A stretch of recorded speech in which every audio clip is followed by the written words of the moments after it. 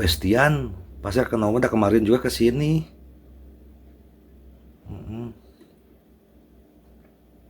Bab 3541, Keluarga Huaixima.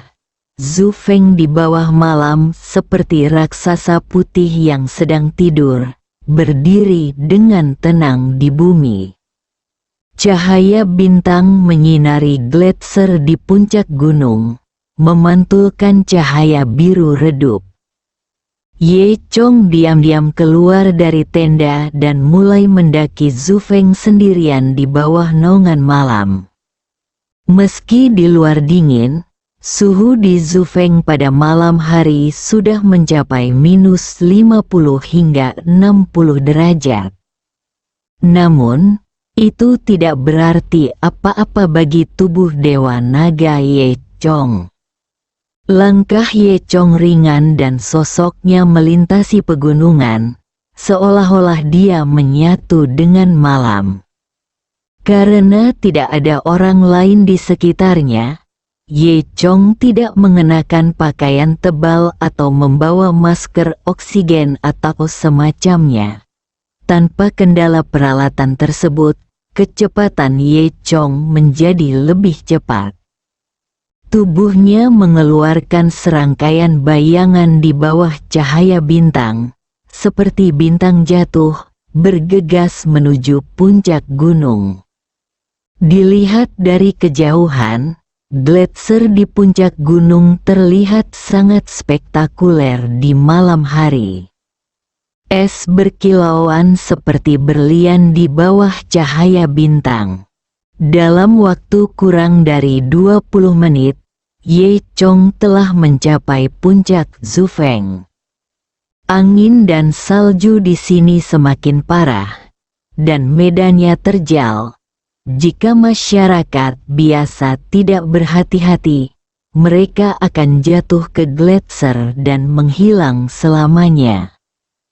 Tentu saja, ini bukan apa-apa bagi Ye Chong.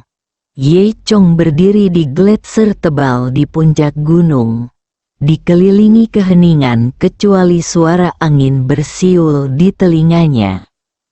Angin dingin bertiup, tapi betapapun kencangnya angin, sepertinya bertiup di sekitar Ye Chong. Mata Ye Chong menyapu langit malam. Dia melihat menembus lapisan awan dan melihat bintang-bintang di langit.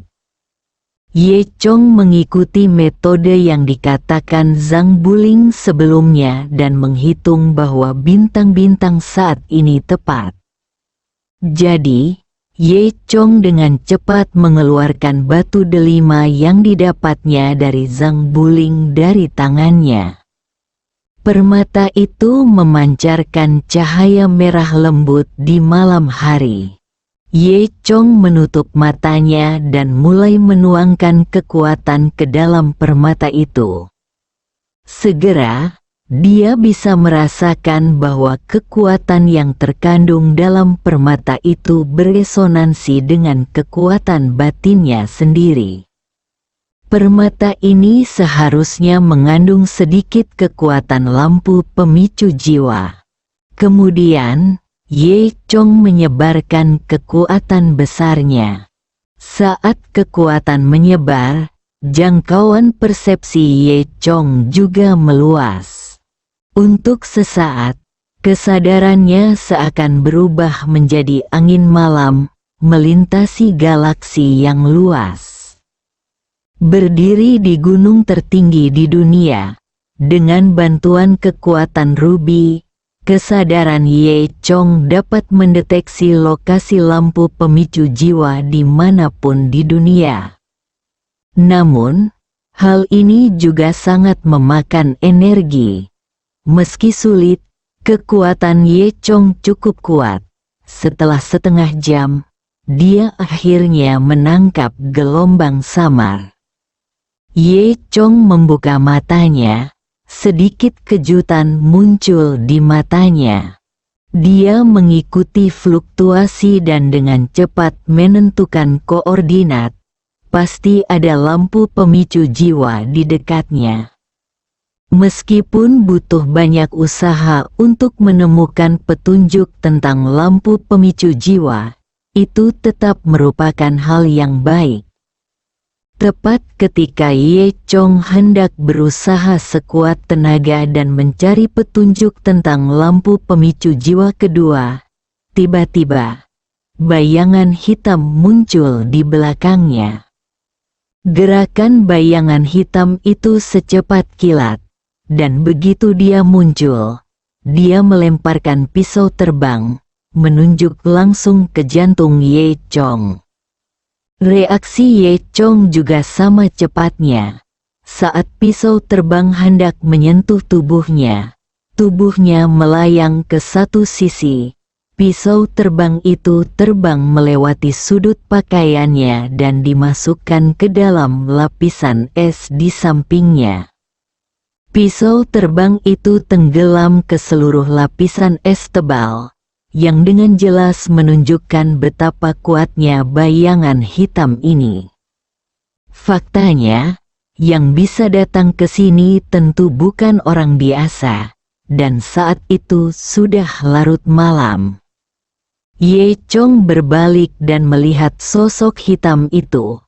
Aku melihat bayangan yang ditutupi jubah hitam, hanya memperlihatkan sepasang mata yang dingin.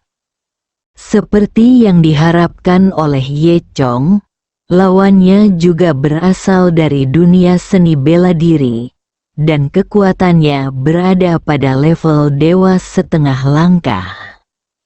Pada level ini, ia dianggap yang terkuat di antara para master di dunia seni bela diri.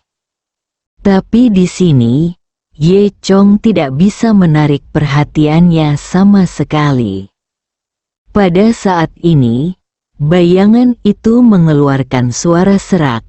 Apakah kamu Ye Chong, orang yang mematahkan mantra Pak Tua Lu, mampu berdiri di sini menunjukkan bahwa kamu cukup mampu?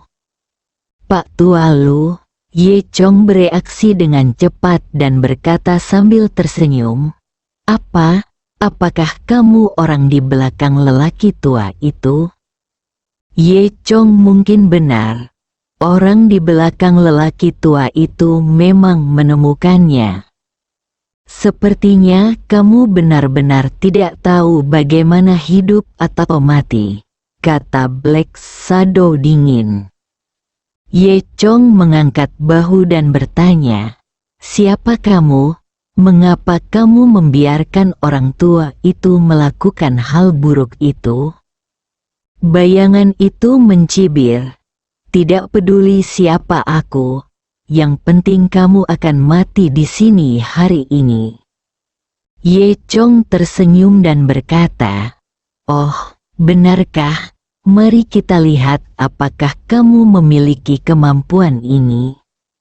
Bayangan hitam itu tidak berkata apa-apa lagi, dan tubuhnya tiba-tiba menghilang di tempatnya. Saat berikutnya, dia muncul di depan Ye Chong, dan belati berkilau tiba-tiba muncul di tangannya, menusuk tenggorokan Ye Chong.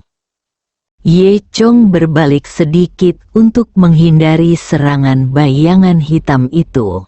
Lalu, Ye Chong meninju Hei Ying. Hei Ying mungkin tidak menyangka Ye Chong bisa secepat itu.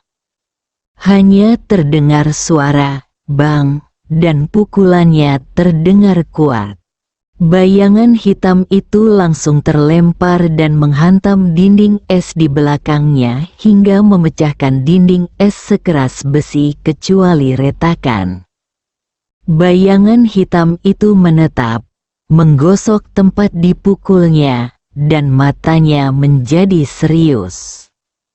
Oke, aku tidak menyangka kamu cukup mampu, kata Black Shadow. Saat dia mengatakan itu, sedikit rasa dingin muncul di mata Hei Ying, dan dia melanjutkan, sepertinya kamu memenuhi syarat untuk mati di bawah tipuanku. Ye Chong merasa geli, tapi dia ingin melihat trik apa yang membuat bayangan hitam ini begitu percaya diri. Saat Ye Chong sedang berpikir liar, selusin pisau terbang tiba-tiba melayang di sekitar bayangan hitam. Pisau terbang ini terang benderang, memantulkan cahaya bulan keperakan, bahkan sedikit menyilaukan. "Pergi!" teriak bayangan hitam.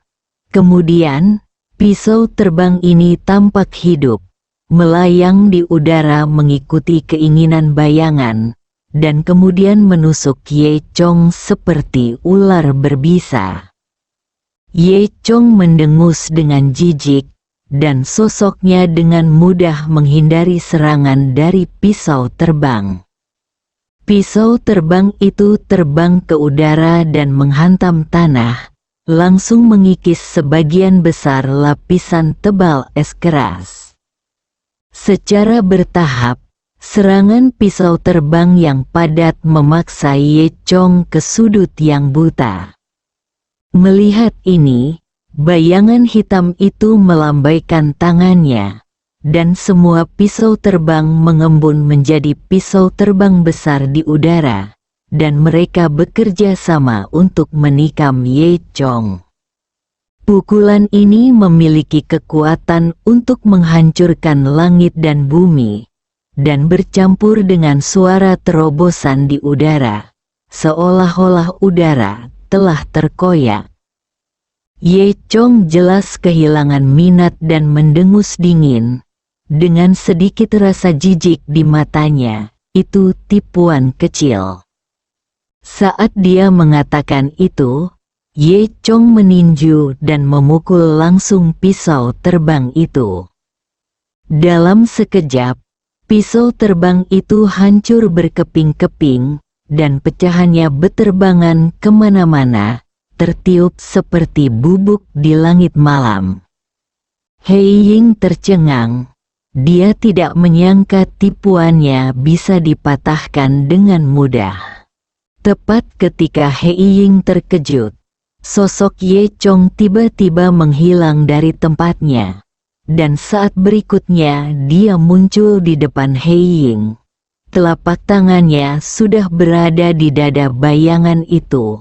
Hei Ying merasakan kekuatan yang kuat menguncinya. Dia tahu bahwa hanya dengan sedikit dorongan dari Ye Chong, dia akan hancur berkeping-keping. Bayangan hitam itu terkejut dan berkata dengan cepat, Kamu tidak bisa membunuhku. Aku anggota keluarga Huaixi Ma." Bersambung.